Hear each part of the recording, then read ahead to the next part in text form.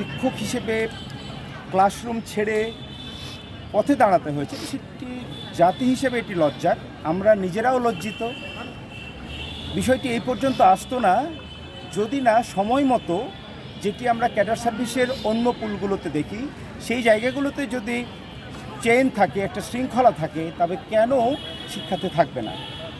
শিক্ষাকে ক্যাডার হিসেবে অন্তর্ভুক্ত করে একটা জাতির উন্নয়নের ক্ষেত্রে এগিয়ে দিয়ে পেছন থেকে যদি কেউ divide and rule policy apply করে এই জাতিকে তথা শিক্ষাকে সহ জাতিকে যদি দ্বিখণ্ডিত করে, সেটি নিশ্চয়ই একটি শুভ উদ্যোগ বা শুভ প্রয়াস নয়। হ্যাঁ, জনবহুল এই দেশে বিভিন্ন সেক্টরে বিভিন্ন ধরনের অসুবিধে থাকবে, এটিই স্বাভাবিক। কিন্তু তার মানে এই নয় আমার পাশে যিনি, আমি একই জায়গা থেকে পরীক্ষা দিয়ে তিনি একটি ভিন্ন ক্যাডারে অন্তর্ভুক্ত হলেন আর আমি শিক্ষায় এসে ভুল করলাম, এটি আমরা মানতে চাই না।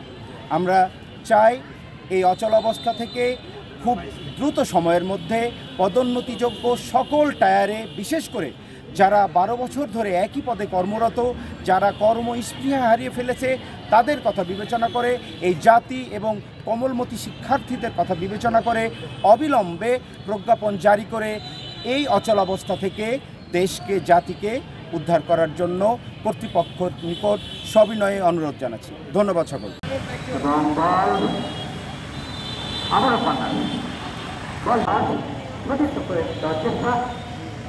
কিন্তু মাঠের বাইরে 1 মিনিটের মধ্যে দ্রুত পর্দা লাভ করছে ইসলামের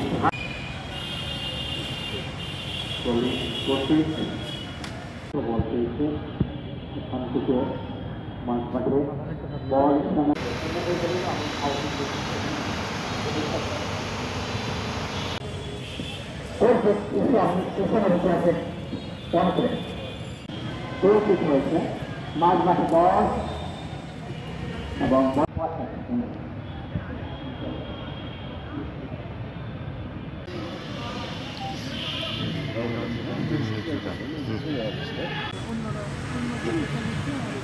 সুন্দর করে বল গোলকি বল মাঠে বল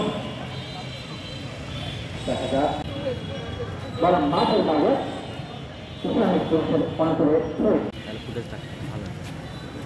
প্রোগ্রাম আছে।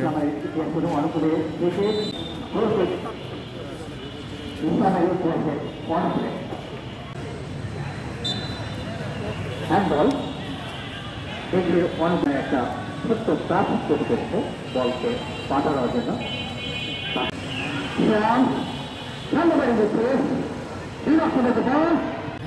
তারা একটু নিয়েছে বাসে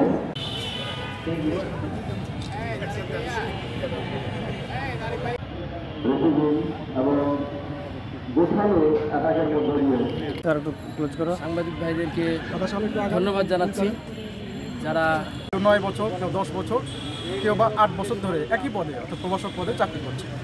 40তম BCS থেকে সুপারিশপ্রাপ্ত ইসলাম ইতিহাস সংস্কৃতি বিভাগ, আদিনা ফজলুল সরকারি কলেজ। আমাদের এখানে উপস্থিত হয়েছেন আমি লুৎফুন্নাহার লীনা, প্রভাষক প্রাণীবিদ্যা বিভাগ, 36তম। গভর্নমেন্ট সার্ভেন্ট বলা উচিত নয়। শিক্ষা যদি ঠিক হয়ে যায়, মহিলা কলেজ, আমি প্রথমেই কৃতজ্ঞতা জানাতে চাই যে আমাদের